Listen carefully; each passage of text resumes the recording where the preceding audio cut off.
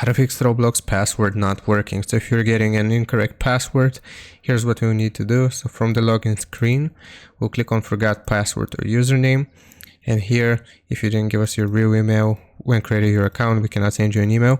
So basically we need to type out the email address that is associated with our with our account. So I'll just type this email right here and I'll click on submit.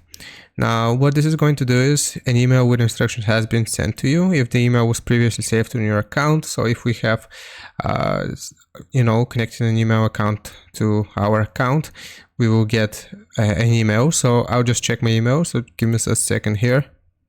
Okay, so I just checked my email and it looks like this. So we have received a request to reset your password. So the button will be active for an hour. So you will click on reset password here and you can create a new password for your Roblox account. So I hope this helps you out. Leave a like and sub and I'll see you next time.